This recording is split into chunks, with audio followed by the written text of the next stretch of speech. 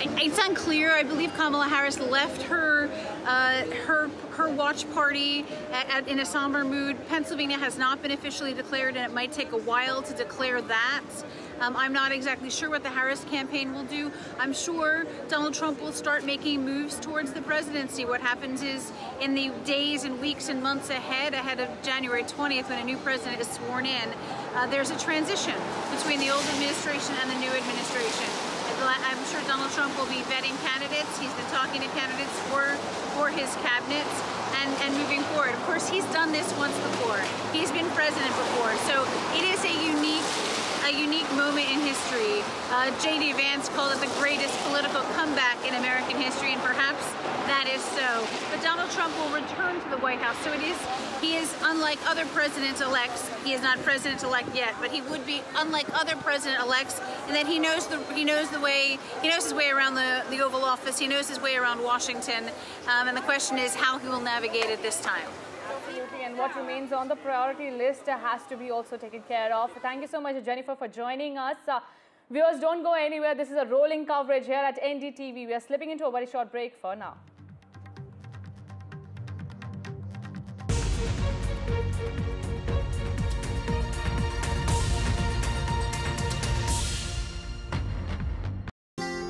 When Tony passed, we wanted to celebrate him his way. All he ever spoke about was bite this, bite that. I'll never forget our first date. Huge grin on his face as he rode up on that big noisy thing. And that's exactly the way he'd want to be remembered. At Co-op Funeral Care, we know everyone is different. That's why we offer funeral plans to funeral services that are personal, every step of the way. We know travel can be confusing. That's why I use travelup.com.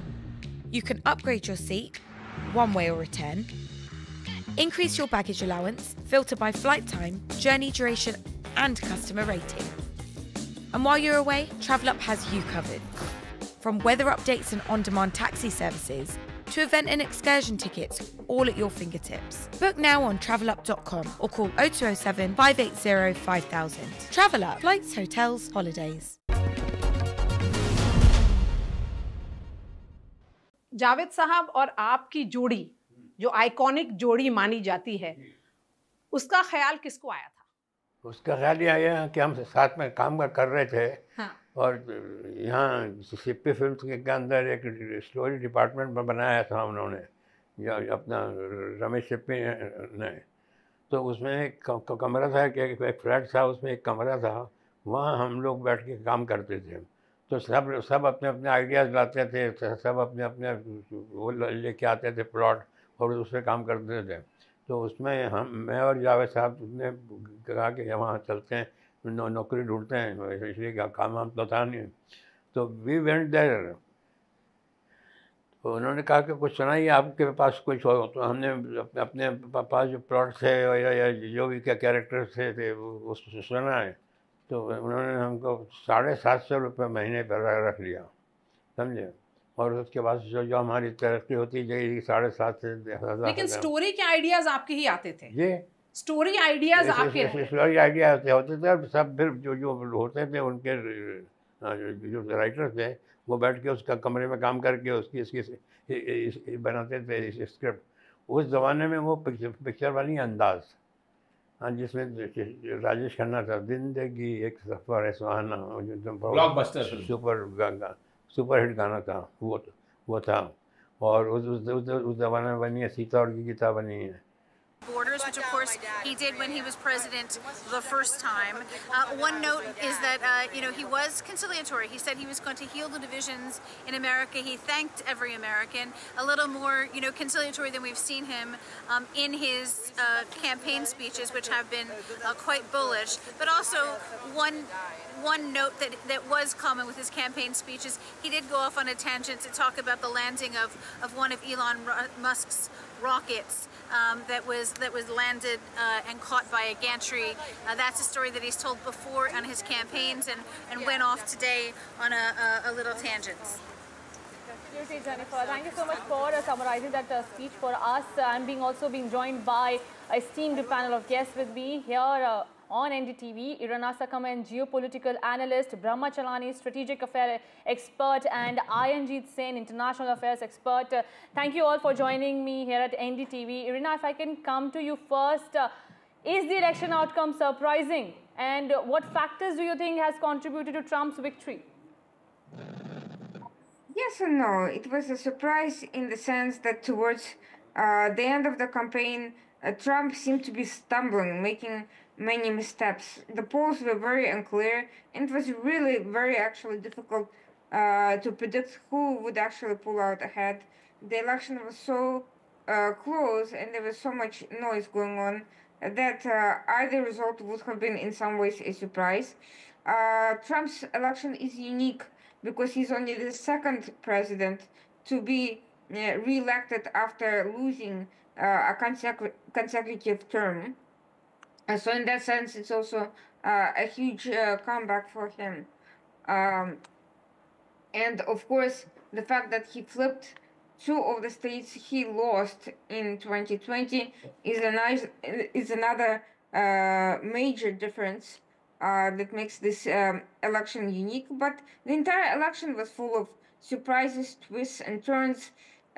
Two assassination attempts, criminal investigations, trials, and even a guilty verdict in a felony.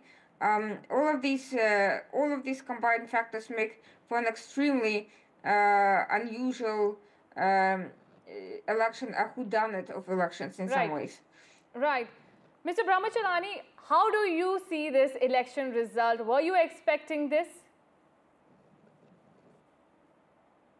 In 2016, when Donald Trump won, it came as a dramatic surprise to everyone. And his political comeback today is equally dramatic. No one expected that. Clearly, the polls that were being done in the US underestimated his strength. There is a rightward shift in American politics. Even in the traditionally Democratic states, Kamala Harris' margin of victory was far lower than that of Joe Biden in 2020. So clearly, the mood in the US has changed quite a bit. But I think internationally, Donald Trump's victory carries major implications because Joe Biden became the pro-war president and Trump has committed to ending the war in Ukraine. The US and its allies have funneled more than $200 billion of military and economic aid to Ukraine, but that aid has failed to turn the tide in the war. Russia continues to make incremental advances. It already holds nearly 1/5 of Ukraine's territory. So ending that war would also facilitate a mediating role for India because somebody has to intervene, some honest broker.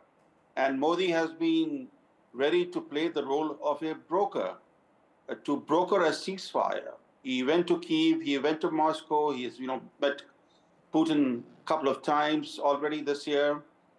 So he's in a position to broker a ceasefire. And now that Trump is likely to be the president and will be sworn in on January 20th, the US policy is likely to shift in favor of a ceasefire as a first step to ending this conflict. But Trump's political comeback is also good news for US-India relations.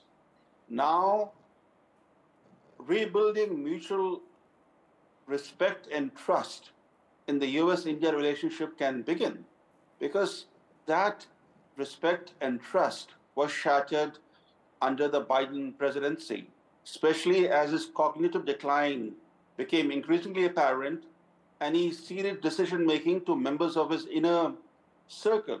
And we have seen how this inner circle have tried to use leverage against India, raising human rights issues, playing the Khalistan card against India, trying to interfere in India's election earlier this year.